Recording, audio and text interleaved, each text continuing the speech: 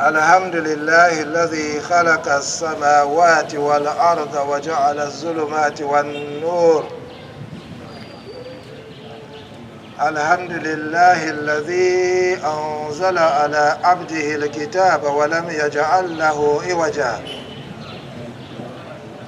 أعوذ بالله من الشيطان الرجيم. بسم الله الرحمن الرحيم. Assalamu alaikum wa rahmatullahi wa barakatuh. Nous remercions Allah subhanahu wa ta'ala qui nous a permis de jeûner 7 mois bénis de Ramadan. Nous le remercions également de nous avoir créés. Nous le remercions de nous avoir guidés vers l'islam. Et nous le remercions d'avoir choisi l'islam et la communauté des musulmans comme la meilleure communauté qu'il a choisie pour sa création. Nous ne pourrions jamais lui donner les remerciements qu'il mérite. Lui-même il dit, A'udhu billahi minash shaitanir rajim. Bismillahir rahmanir rahim.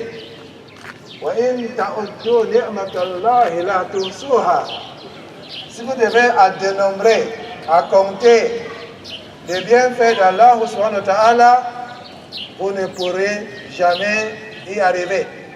Parce qu'ils sont trop nombreux. Notre corps, notre environnement, notre âme, notre esprit, notre corps mental, notre sens, et ainsi de suite. Donc nous ne pourrons que donner un peu de remerciement par rapport à tous les biens qu'on nous a donnés. Mes chers frères et sœurs, nous venons de traverser un mois de jeûne qui comprenait de jeûner, de sacrifier, de prier et de faire des actes de charité parmi tant d'autres choses. Et le but était parce que nous espérions atteindre la taqwa, la piété. Nous prions alors subhanahu wa ta'ala de nous donner la piété. Car cela ne tienne. Il ne faudrait pas que, arrivé maintenant à la fin du Ramadan, on se dit que voilà, le moment est passé.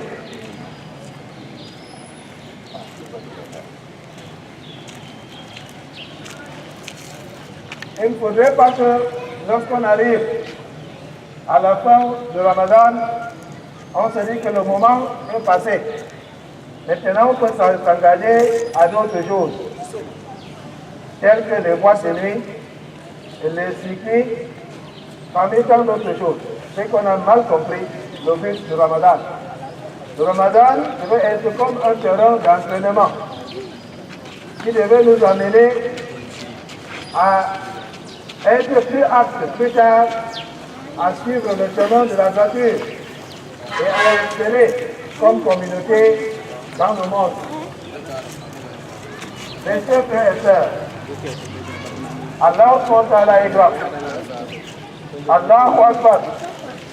Allahu Akbar. La ilaha illallah. Allahu Akbar. Allahu Akbar. Walillahi alhamd. Aujourd'hui, Inch'Allah, pendant que nous contemplons comment nous allons implémenter toutes les avancées spirituelles, les leçons spirituelles et autres que nous avons acquis pendant le mois de Ramadan, j'aimerais que nous assistions dans cette contemplation le concept de l'esclavage. Le concept de l'esclavage. L'islam est venu et par sagesse, l'islam a aboli toute forme d'esclavage d'une manière très sage. Il y a d'abord l'esclavagisme physique, donc garder quelqu'un dans les chaînes, que ce soit les chaînes physiques, les chaînes chimiques, ou les chaînes économiques, ou les chaînes intellectuelles. C'est toutes différentes qualités d'esclavage. Pour l'esclavagisme physique, dans sa forme authentifiée ou légiférée, ou comment dire, légale, n'existe plus presque nulle part au monde. Je dis que ça, c'est mon esclave. Il va travailler pour moi sans salaire. Ça n'existe que presque nulle part au monde. Mais par contre, il y a des traitements qu'on fait aux gens qui ressemblent aux traitements qu'on donnait qu'aux esclaves. Et l'islam, le prophète sallallahu alayhi wa sallam, en montrant l'exemple pour comment il a traité avec les gens qui sont autour de lui, montre qu'on ne devrait pas traiter les gens de la sorte aujourd'hui, quelle que soit la raison qu'on semble avancer. Et ces raisons-là sont souvent des raisons économiques. Quand c'est un pauvre, on traite de n'importe quoi. Soit des raisons du sang, ils ne sont pas de telle ou telle famille, donc c'est un rien. Ou bien, parfois des raisons tribales, parfois des raisons autres. Le prophète sallallahu alayhi wa sallam, il a montré l'exemple, comment on doit traiter les gens avec gentillesse, d'une manière globale, et de ne penser que quelqu'un dépasse l'autre que par la piété. Comme Allah subhanahu wa ta'ala a dit, Inna akramakum indallahi atqakum. Le meilleur parmi vous auprès d'Allah, c'est celui qui est le plus pieux. Il est vrai que c'est Allah subhanahu wa ta'ala seul qui peut connaître avec 100% de certitude qui est pieux. Mais nous pouvons déjà voir certains signes autour de nous. Donc l'islam est venu surtout pour abolir l'esclavage. Prenons certaines personnes que nous honorons aujourd'hui, telles que Abu Huraira, radiallahu anhu. La façon qu'on parle de lui, si on applique les critères d'aujourd'hui, on va se dire que c'était quelqu'un de très noble, très riche, dans un grand château. Mais c'est loin du cas. C'est parce que les Sahaba n'étaient pas comme nous.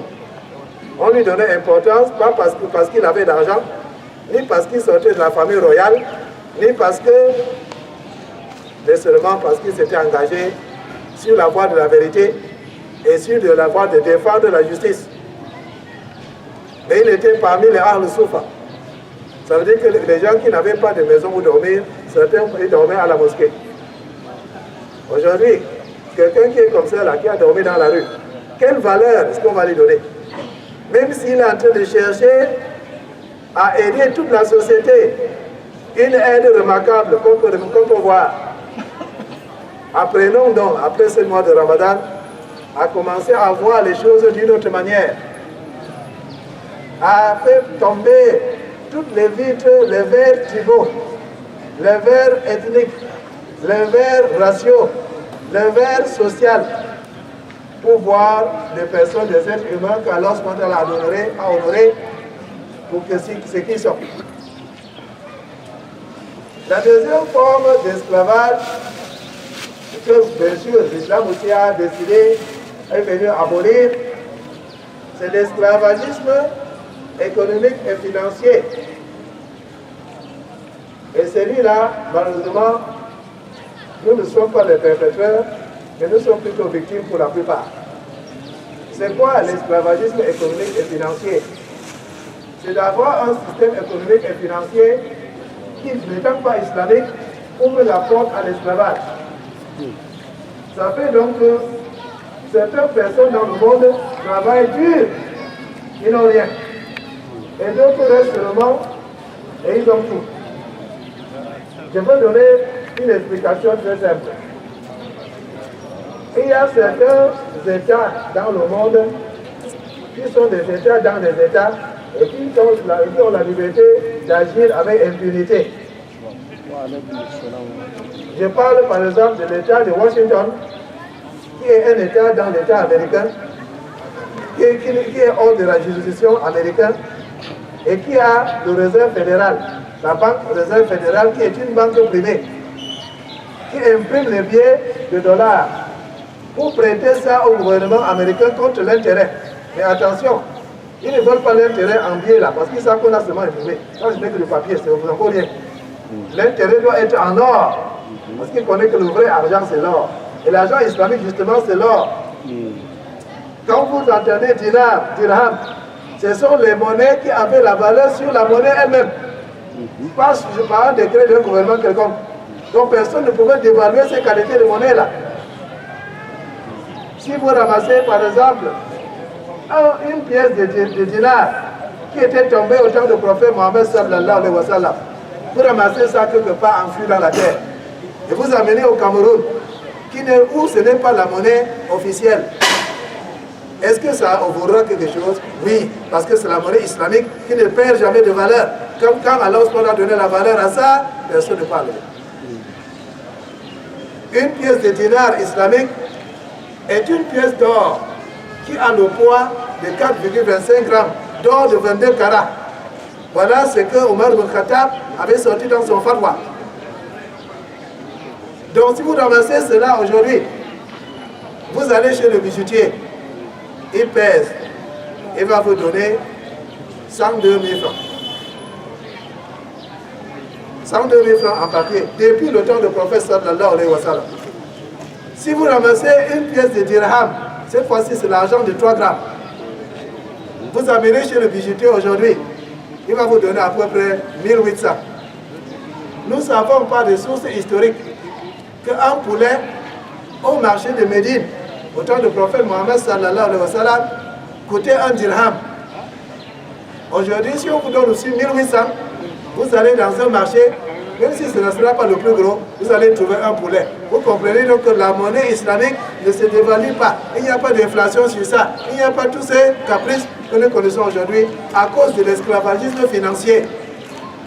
Là où certaines personnes dans le monde se donnent la liberté d'imprimer et les autres ne peuvent que subir. Si on veut acheter par exemple toute votre récolte cacaoyère, on va seulement imprimer les dollars. On vient donner et on prend le cacao, on part. Et cet esclavage, ça se fait d'une autre manière aussi. On utilise le média pour pousser la population de tiers-monde à avoir les goûts des choses qui ne produisent pas. Maintenant, quand la population commence à réclamer, ces gens-là viennent que non, on va vous donner le crédit, sous intérêt bien sûr. Que ce soit le FMI, Banque mondiale, c'est la même chose. Nous allons vous donner le crédit sur intérêt. Et vous allez faire ces choses que la population demande, là, les barrages, le tram, la télé, grand plat, tout ça. Parce que c'est eux qui fabriquent ça. Ils se donnent le travail à leurs travailleurs. On vous donne cela, maintenant vous commencez à payer les intérêts. On reste là-bas à Washington, on dit que mais les gens là, c'est comme s'ils risquent de payer cet intérêt-là jusqu'à finir avec cette dette. Non, il ne faut pas accepter ça. On tire les ficelles économiques sans vous dire, et votre monnaie tombe. Maintenant, tout votre cacao et café et tout ça ne suffit que pour payer les intérêts. La dette elle-même ne change jamais. Donc vous êtes devenus des esclaves économiques. Vous travaillez pour donner aux autres. Et ces qualités d'esclavage, l'islam aussi est venu pour abolir. Il y a eu des gens qui ont eu le courage de lutter contre ça. Et je parle par exemple de notre frère Gaddafi. Gaddafi a entassé 144 tonnes d'or pour faire revenir le dinar islamique. On a su que si cela vient, c'est fini le système de la domination économique occidentale. On a monté les petits cours de pièces, les petits montages, les petits cafouillages pour nous amener avec la contribution de certaines personnes qui ignoraient ce qu'ils faisaient. On a tué notre frère. Aujourd'hui, ceux-là même qui l'ont tué sont en train de regretter. Mais à quoi ça va servir? Nous maintenant qui sommes là, essayons donc d'être sages. Lorsqu'on va nous dire que non, les tels ont fait ceci, les tels ont fait cela. Sachez que ces gens-là, pour nous diviser, pour nous dominer, ils ont des stratégies très simples. Une de leurs devises, c'est problème, réaction, solution.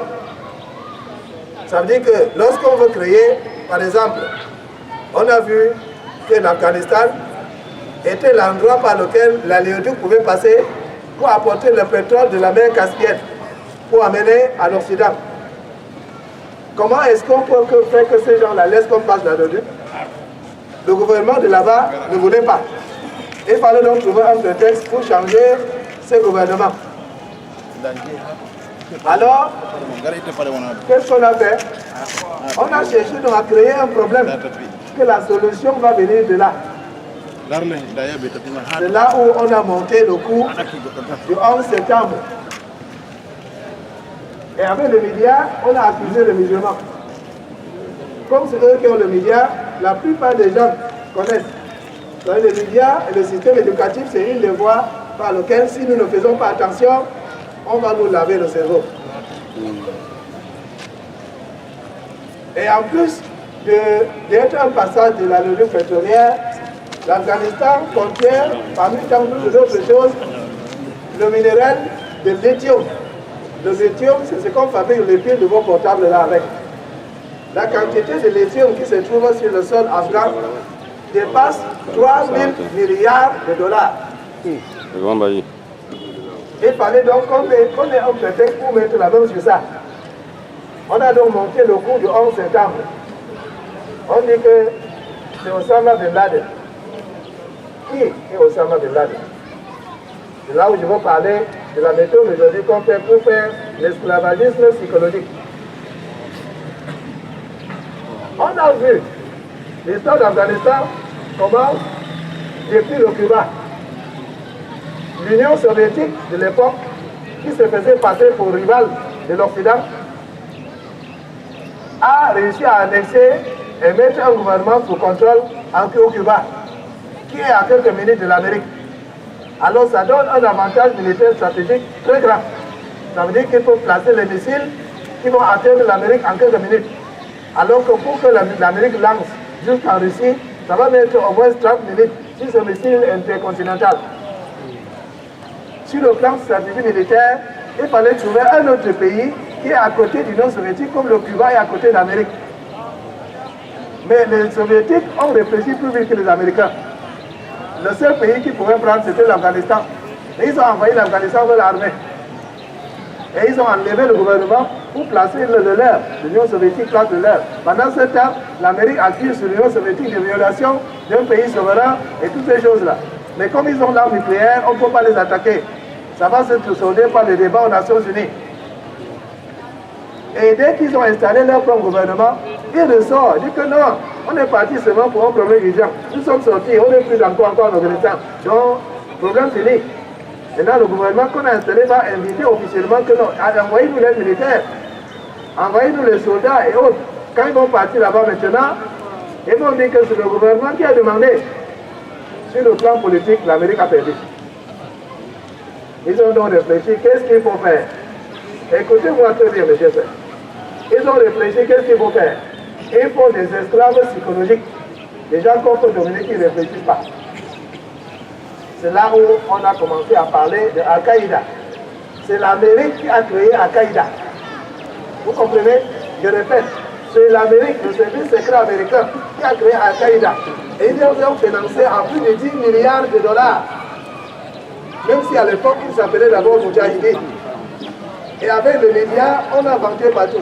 On cherche des esclaves psychologiques. Pourquoi? Les gens qu'on va dire que non, il y a djihad là-bas. Voilà, ils vont sauter, aller mourir à la place des soldats américains parce qu'ils disent qu'ils sont en train de faire le djihad. Le but de l'Amérique, c'était de chasser l'Union soviétique de l'Afghanistan. Et ils ne voulaient pas faire leurs propres soldats. Donc on cherche des gens qui vont aller mourir à leur place. On crée Al-Qaïda. Et on ventile cela dans les médias. Le djihad, le djihad. Le djihad veut dire qu'aller tuer.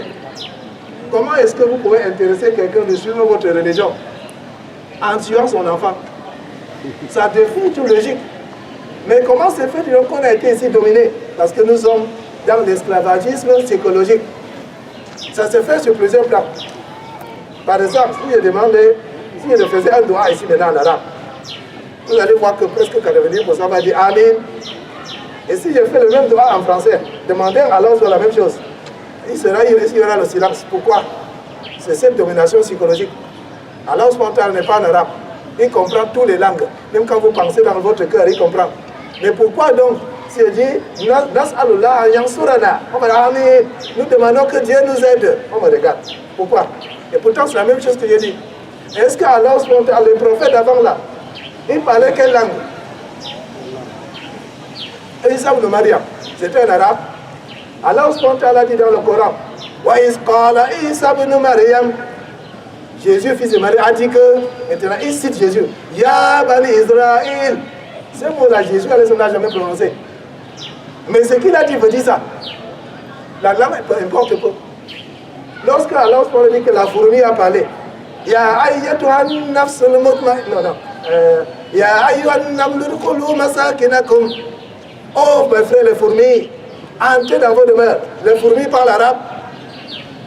Pourquoi donc Allah a dit ça en arabe?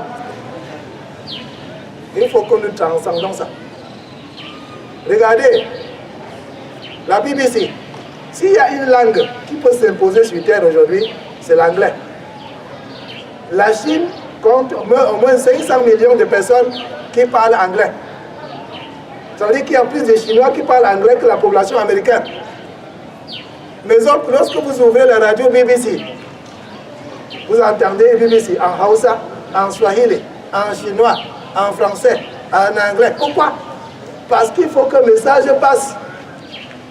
Il faut que le message passe. Si je m'assieds ici maintenant, je vais vous parler en arabe. Vous allez comprendre quoi? Et Allah lui a dit وَمَا أَرْسَلَ مِنْ رَسُولٍ إِلَّا بِلِسَانِ قَوْمِهِ لِيُبَيِّنَ لَهُمْ. Il n'a jamais envoyé un messager, sauf dans la langue de ces gens. Mais pourquoi nous nous agissons comme ça? À cause de cette domination psychologique. On pense que l'arabe il est supérieur. On pense que sa langue est supérieure. Vous savez, il y a quelqu'un qui m'a demandé récemment que quelqu'un lui a dit que pour comprendre l'islam, il faut parler arabe. Je lui ai donc demandé, en Égypte, au moins 10% de la population égyptienne, ce sont des coptes chrétiens. Il a dit oui. J'ai dit, quelle est la langue maternelle des Égyptiens? Il dit l'arabe. J'ai dit, qu'est-ce qu'il leur manque en arabe pour comprendre l'islam? À d'autres mots, dit, celui-là qui a comme langue maternelle l'arabe et qui s'en va faire autre chose, c'est lui qui vient de se convertir ici, là, au Cameroun, il y a de cela 2 semaines, qui va entendre que Dieu ne veut pas le porc, même s'il ne connaît pas comment on appelle le porc en arabe, il arrête. Qui va entendre qu'il ne faut pas faire l'adultère, il arrête. Qui va entendre qu'on peut faire ceci, il fait. Celui-là va entrer au paradis, l'autre va aller parler son arabe en enfer. Donc, mes chers frères, ne soyons pas dominés psychologiquement. Je vois très comment on est en train de prendre les gens comme des enfants à cause de cette domination psychologique. Allah subhanahu wa ta'ala, il dit vrai, lorsqu'il dit Nakramakum indallahi atqakum. L'autre domination, c'est la domination intellectuelle. La domination intellectuelle, c'est quoi? C'est que je vous empêche de lire le Coran. Non, le Coran n'est pas un livre que n'importe qui va lire. Va t'asseoir devant le malin. Ce n'est que là-bas que tu amènes donc des gens à devenir des esclaves intellectuels. Il ne réfléchit pas lui-même. Moins de choses, il va aller comme malin. J'étais en train de passer à côté du café, quelques gouttes de thé sont tombées dans mon bouloir. Est-ce que je peux encore faire des ablutions avec malin? Qui a été malin? Finalement, on va avoir 1 million de gens et il n'y a que 10 qui travaillent. Parce que les autres, on les a bloqués. Parce qu'on les a rendus des esclaves intellectuels. Libérons les gens. Laissez les gens procurer de la connaissance. Rasulullah sallallahu alayhi wa sallam, dans son dernier khutbah, il a demandé que ceux à qui on va transmettre, qui comprennent mieux que ceux qui écoutent là-bas. Ceux à qui on va transmettre, ce sont les qui? C'est le monde entier. Parmi lesquels, il y a des gens qui parlent toute qualité de langue. Donc, sachons donc que pour nous dominer, ces gens-là utilisent la peur, ils utilisent l'intimidation, ils utilisent la distraction avec la télé et autres, et ils nous divisent pour mieux régner. Chrétiens contre musulmans, anglophones contre francophones. Tant que vous êtes entre vous chamailler, ça affaiblit votre leader. Le leader va dire que non, le mine du diamant là, moi je n'en sais pas moins de 50 milliards de dollars. Sinon vous partez. Donc celui-là, il se sent trop à l'aise. Faisons quelque chose. On va montrer que tu vas laisser celui-là. Donc voilà les armes. Faites quelque chose. Après pour le chaos, maintenant quand il y a le feu partout, on vient dire que monsieur le président, nous pouvons vous donner un peu de soutien. On va vous faire une révolution dans ce génie. On va vous envoyer des casques bleus pour aider la situation. Maintenant, il a le dos au mur, il n'a pas de choix. Et à propos, la mine du diamant là, c'est comment? Et non, nous sommes votre collaborateur. Nous pouvons agir comme ça, il est devenu faible. Il ne faut plus lui parler. Parce qu'on a laissé qu'on nous a divisés. Il faut que nous soyons forts. Juste pour ceux qui doutent encore que le 11 septembre n'a rien à voir avec les musulmans, je veux vous donner quelques petites preuves. Juste quelques petites preuves. La maison de 11 septembre, les deux tours là, il y a eu un feu quelques années avant dans le rez-de-chaussée d'un de ces tours qui a duré plusieurs heures. Et la tour n'est pas tombée.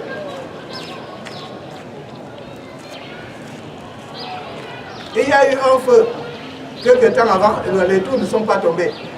Dans l'histoire de l'être humain, il n'y a aucun tour sur la terre qui a comme matière de soutien dans le fer qui s'est effondré sous le feu, sauf celui du 11 septembre. C'est pour ça que lorsque le feu brûlait, les pompiers n'ont pas hésité à entrer parce qu'ils savaient que dans l'histoire de l'humanité qu'on connaît, il n'y a aucun tour qui s'est effondré sous l'effet du feu. Le feu qui a été fait là-bas, c'est le feu de pétrole. C'est ce que les avions l'apprennent. C'est-à-dire que le feu de pétrole le plus chaud, c'est celui qui a la flamme bleue, comme dans votre réchaud. Quand la flamme est jaune, ça ne chauffe pas du tout. Et le feu de pétrole le plus chaud chauffe à 1500 degrés. 1500 degrés Celsius. Mais le fer se forme à 3000 degrés. Comment donc le fer là, le feu qui n'est même pas bleu, a pu fondre le fer pour que ça s'écrouille? On prétend que les pilotes ont appris à piloter sur l'ordinateur. Même un pilote de chasse, avec expérience militaire, a dit que pour pouvoir atteindre un cible comme ça, avec un avion, avec autant de précision, demande une grande compétence. On a approché la tour, on a viré pour que les ailes couvrent plusieurs étages. Comme ça, comme c'est les ailes qui contiennent le carburant, ça va faire un grand feu d'artifice. Et il y a plus de 100 témoins qui ont témoigné, qui ont entendu des explosions, parce que c'était une démolition. Quand un immeuble s'écroule sur son ombre, c'est une démolition. Et aussi, on a fait les calculs de chute libre. C'est-à-dire que quand vous laissez quelque chose en l'air, le temps que ça passe pour aller frapper par terre, on appelle ça chute libre. Quand on fait une démolition, la chose s'écroule dans le temps qu'il faut faire chute libre. Mais quand c'est un étage qui s'écrase sur l'autre, ça met beaucoup de temps. On a vu que le temps qu'il a fallu pour que les tours s'effondrent jusqu'à terre, c'est le même temps qu'il faut pour qu'un caillou de cette hauteur vaille jusqu'à par terre. Ça, c'est une preuve encore que c'est une démolition. Le chef de sécurité de ce centre s'appelait Marvin Bush, le cousin de George Bush.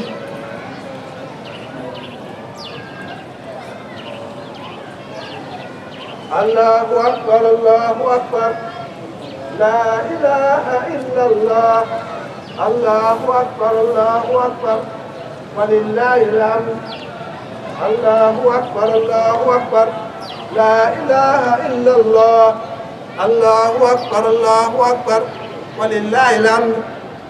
Il disait que le chef de la sécurité s'appelait Marvin Bush, le cousin de George Bush. Et quelques temps avant cet incident, il a pris tous les chiens qui peuvent sentir les explosifs qui entrent en sécurité pour aller les faire visiter le vétérinaire. Ça, c'est une lapsus de sécurité grave. Pendant ce temps, n'importe qui pouvait entrer avec tout type d'explosifs pour implanter là-bas. Et c'était lui aussi le chef de sécurité d'American Airlines, l'autre société qui était impliquée dans cette histoire. Donc, ça, c'est juste quelques preuves. Et quand la chose a eu lieu, les gens ont voulu aller là-bas pour faire autopsie. C'est-à-dire pour ramasser le sable, ramasser pour voir s'il y a des grains d'explosifs, pour voir ceci. On a refusé, on a bouclé le lieu. Parce qu'on ne voulait pas qu'on trouve la vérité. Et ça s'avère que la décision pour attaquer Afghanistan était déjà sur la table du président avant que cet incident n'ait lieu. On prétend que c'est Osama Ben Laden qui est auteur et qu'il y avait un mandat d'arrêt international sur lui. Or, un mois avant cela, il a visité l'hôpital de la CIA de Dubaï. Et son chef hiérarchique de la CIA a eu à interroger avec lui. Après, il a pris son avion, aller tranquillement en Afghanistan. Pourquoi on ne l'a pas arrêté? Parce qu'il fallait qu'il soit libre pour être accusé de cela. Donc, c'était un montage. Et ce genre de montage, malheureusement, ne va que croissant. Donc, vous comprenez donc que Al-Qaïda a été créé par la CIA. De même que ISIS. Donald Trump, dans sa campagne présidentielle, et j'ai le vidéo, a dit que c'est Obama qui a fondé ISIS. Vous savez, je vous avais expliqué ici qu'actuellement, il n'y a que 4 pays qu'on ne contrôle pas leur banque centrale. Il y a la Syrie, l'Iran, le Cuba et la Corée du Nord. Je répète, la Syrie, l'Iran, le Cuba et la Corée du Nord.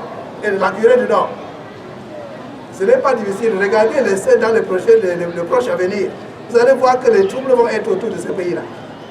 Et quand on va vouloir s'en prendre avec l'Iran, par exemple, on ne va pas dire que non, nous voulons dominer pour faire maintenant porter la monnaie électronique, remplacer la monnaie papier et dominer le monde dans le système de Dajjal. On ne va pas dire ça. On va dire que les chiites sont montés, les sunnites sont descendus dans tous les médias, jusqu'à ce que la majorité de la population vont ignorer le fond de la chose. Vous comprenez aujourd'hui quel est le fond de la chose. Les autres pays qu'on a attaqués, comme la Libye, faisaient partie.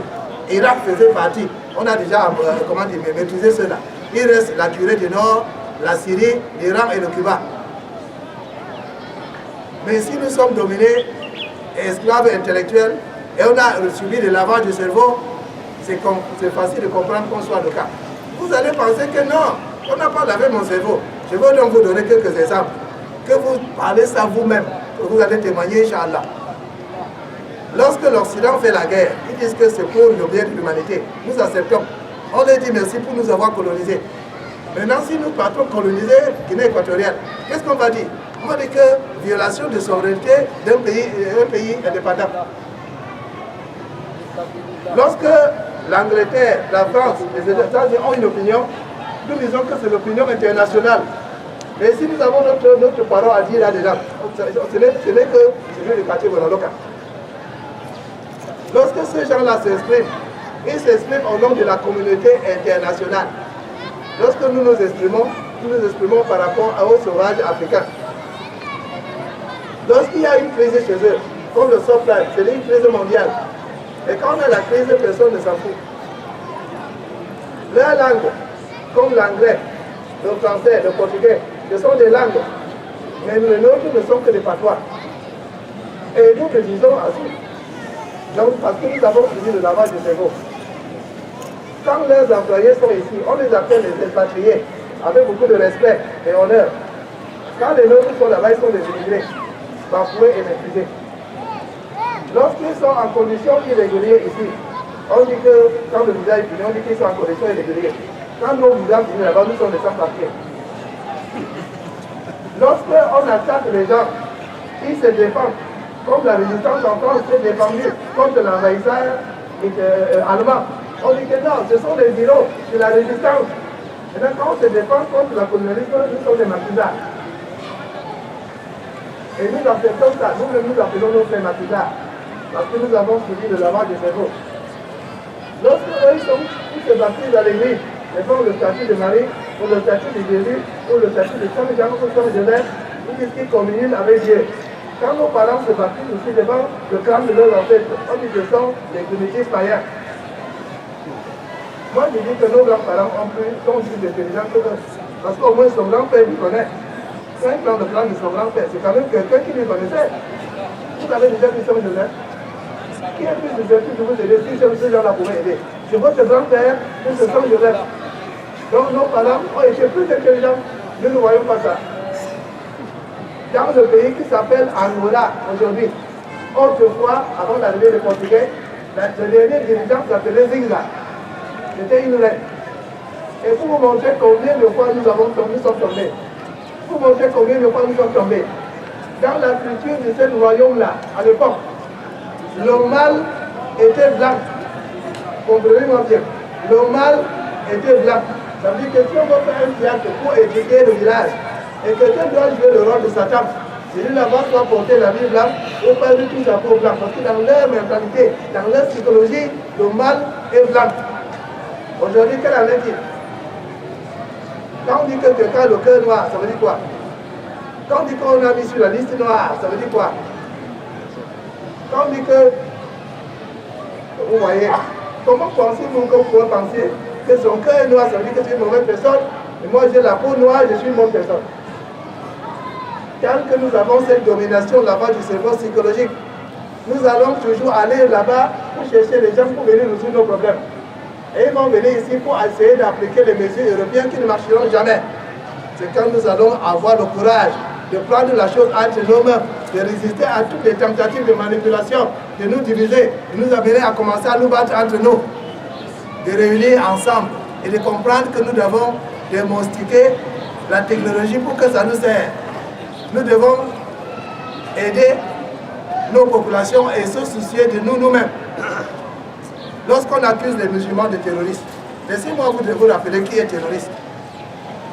Si on peut juger terroriste par le nombre de personnes qu'on a tuées, qui a commencé la Première Guerre mondiale, si c'est vraiment une guerre mondiale, qui a tué 21 millions de gens, qui a perpétré la Deuxième Guerre mondiale, qui a tué 85 millions de gens, qui a tué 20 millions d'aborigènes en Australie, qui vivaient paisiblement et n'ont fait du mal à personne, qui a tué 100 millions des Indiens en Amérique lorsqu'il fallait envahir l'Amérique, qui a tué 50 millions d'Américains dans le sud d'Amérique, qui a tué 180 millions d'esclaves africains qu'on a jetés dans la mer, parce que c'était de l'excès sur le bateau.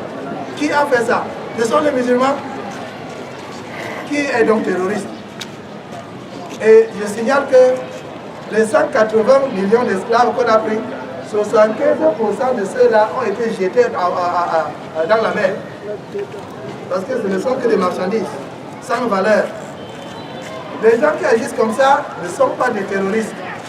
Nous sommes arrivés à une situation où, lorsque quelqu'un fait un crime, si ce n'est pas un musulman, c'est un criminel.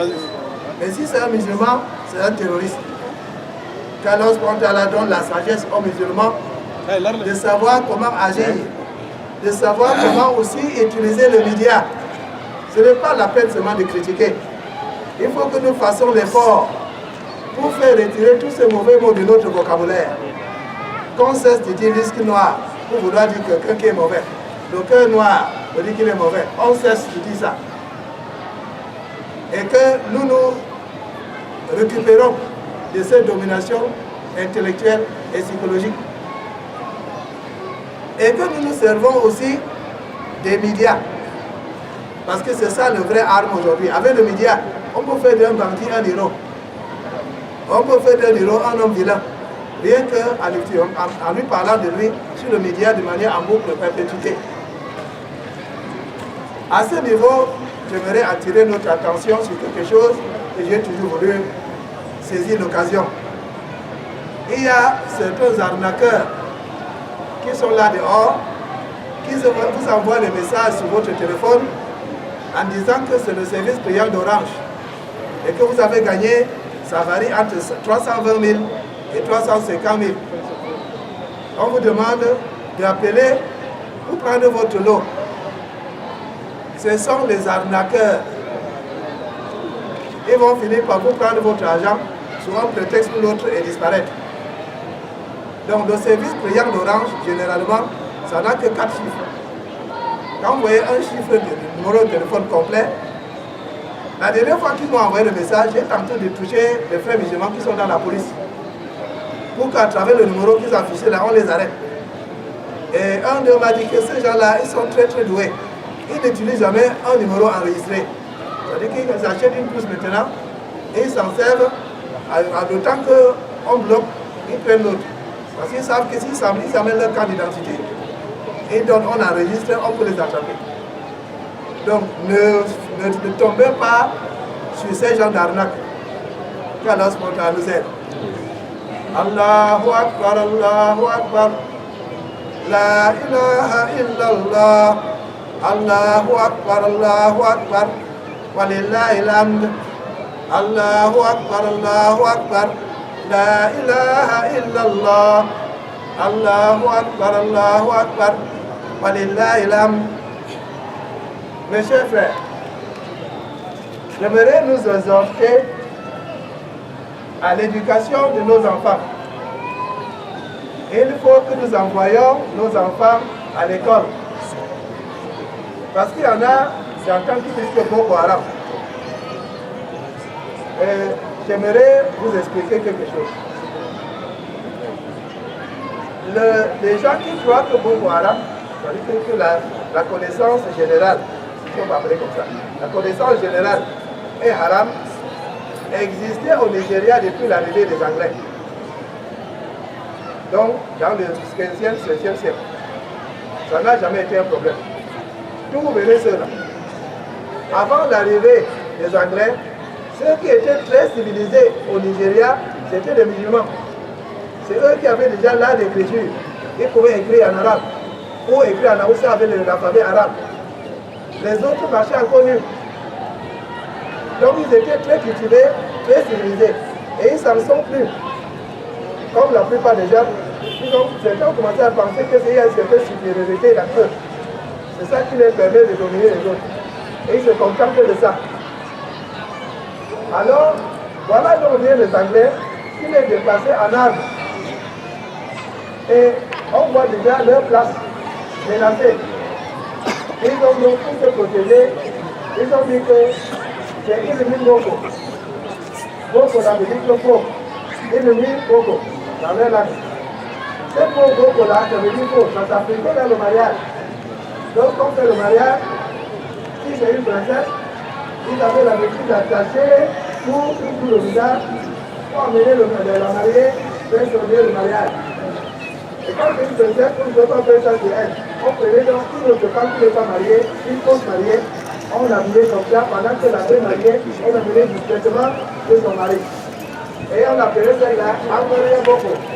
C'est-à-dire une fausse mariée. Voilà là où le mot Boko est. Et ils ont appliqué ça sur la connaissance, c'est une Boko, une fausse connaissance. Et ceux-là donc, qui défendent leur valeur dans la société, qui défendent leur honneur et tout, ils méprisaient la connaissance que les Anglais sont venus avec. Mais ça n'a jamais fait problème. Ils ont vécu comme ça pendant plusieurs siècles. Ça n'a jamais fait problème. Le problème est venu. Le problème est venu quand le Nigeria, l'économie nigérienne, est devenue la première économie africaine. Ils ont dépassé l'Afrique du Sud. Et le Nigeria, c'est un cas de l'Afrique. Rien que ça, pour que le Nigeria nous ait une plateforme pour lancer l'économie de toute l'Afrique. Et l'Afrique va commencer à fabriquer ses propres voitures, fabriquer ses propres avions. Qu'est-ce qui va arriver au chômage en Europe si cela se produisait? Ça serait le chaos. Et il fallait donc déstabiliser ces pays-là. Et ceux-là, ils ont toujours des choses avec eux qui s'en servent au moment venu pour déstabiliser quand ils veulent. C'est-à-dire que leur CIA, Mossad, Fassad, LSB, il y en a beaucoup. Parce que le temps a recueilli les revendications des différentes parties de la population pour garder. Jusqu'au moment où on veut, on sort ça maintenant pour gâter les choses.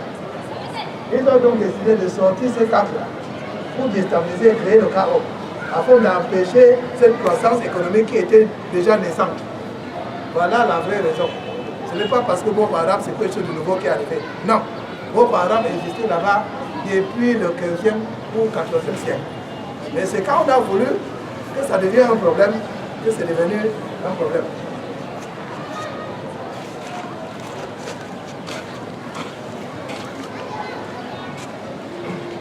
Non. Donc, essayons, mes chers frères, d'envoyer nos enfants à l'école. Envoyer nos enfants à l'école. Parce que cette école qu'ils vont faire, ça va nous aider tous. Quand les gens se plaignent, que non, quand nos femmes vont à l'hôpital, on les traite comme ceci, on les traite comme cela. La solution, ce n'est pas de se plaindre. C'est d'envoyer nos enfants à l'école pour que, parmi ces médecins-là, il y a aussi les musulmans. Quand les musulmans, pour la plupart, ne sont impliqués que dans le commerce, d'acheter ici, vendre là-bas, au lieu de se plaindre, envoyer nos enfants à l'école pour que les musulmans existent dans tous les corps de métier. Et ça va être pour le bonheur de toute la population. qu'Allah subhanahu wa ta'ala nous y aide. Allahu Akbar, Allahu Akbar. La ilaha illallah. Allahu Akbar, Allahu Akbar. Walillahil hamd. Allahu Akbar, Allahu Akbar. La ilaha illallah. Allahu Akbar, Allahu Akbar. Walillahil hamd. Allahu Akbar, Allahu Akbar. La ilaha illallah. Allahu Akbar, Allahu Akbar. Walillahil hamd. Maintenant que le Ramadan est fini, est-ce que nous allons abandonner les prières que nous faisions? Est-ce que nous allons commencer maintenant à faire tout ce qu'on avait l'habitude de faire avant le Ramadan comme mauvaise chose? Si c'est le cas, c'est que nous n'avons pas réussi notre Ramadan. Toutes les bonnes habitudes que nous avons commencées dans le mois de Ramadan devront continuer après le Ramadan. Mais comme nous le savons, les charités vont être relâchés. Donc, on risque de voir maintenant, là où la mosquée était pleine, c'est 3 safs. Aujourd'hui même, il y aura des musulmans dans les boîtes de nuit.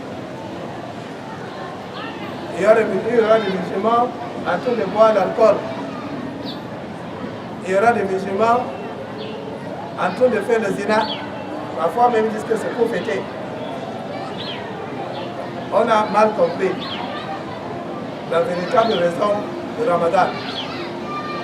D'autres ont pensé que non, les lettres cadres, tout ce que vous demandez, ce coup-là, ça sera exaucé. Une fois que la nuit est passée, on continue. C'est que nous n'avons pas fait le repentir véritable. Parce que la vraie repentir dans l'islam, ça se fait lorsque la personne, il regrette sincèrement ce qu'il faisait de mauvais. Et de 2, il prend la résolution de ne jamais plus revenir là-dessus. Et de 3, il demande pardon à Allah subhanahu wa ta'ala lorsqu'il s'agit de quelque chose qui lui regarde avec Allah. Mais s'il y a une tierce personne, il faut absolument le pardon de tierces personnes avant qu'il ne soit pardonné. Mais la qualité, quand on dit que non, faisons, cherchez le pardon. D'autres disent que non, demandez astaghfirullah, istighfar, fais istighfar, lorsqu'on va vous pardonner. Il parle istighfar là, c'est compté par le nombre de fois que tu dis astaghfirullah. Ce n'est pas le cas. Ce n'est pas istighfar lorsque tu dis astaghfirullah. Et dans la tête, on est en train de penser que Jacqueline avait demandé qu'on se raconte où. Astaghfirullah. Ah oui, il y a le dossier là au boulot. Dès qu'il veut signer, ça va me donner 50 millions. Astaghfirullah. Celui-là, il est en train de se moquer dans notre monde. Soyons des musulmans véridiques qui acceptons ce qui nous arrive comme mauvais. Vous savez, il y avait un roi avec son bras droit. Le bras droit était incroyable, véritable, qui disait que tout ce qu'Allah a fait est bien. Alors, ils sont un jour avec le roi, ils arrivent dans la forêt pour chasser, et un lion attaque le roi. Son bras droit lui défend, mais le lion coupe le roi. Le roi s'énerve parce que le bras droit dit que non, tout ce qu'Allah a fait est bien. Il s'énerve. Il dit que quelque chose comme ça m'arrive, tout ce que c'est bien. Soldat, arrêtez-le. Il l'a arrêté pour mettre en prison. Il revient maintenant chez lui. Il reste peu de temps jusqu'à ce que la cicatrice guérit. Ils sont maintenant pour aller se passer pour aller chasser. Il arrive là-bas, et certains tribus se voient sur la chasse. Ils ont l'habitude de faire le sacrifice là. Alors on a sacrifié, on l'a pris pour sacrifier. Et le soir, la nuit, quand on a battu le tam-tam, il a compris qu'on allait le sacrifier. Et ils avaient l'habitude de sacrifier seulement quelqu'un qui est complet. Alors on lui a demandé, on a vérifié, on a vu qu'il y a un droit qui manque. On dit que celui-ci n'est pas complet. Détachez-le, va amener quelqu'un de complet. Il est parti demander qu'on relâche le bras droit tout de suite. On a relâché le bras droit. Il dit vraiment mon frère, ce que tu dis est vrai. Tout ce qu'Allah a fait bien. Mais le roi dit, et toi, tu as été en prison, pourquoi?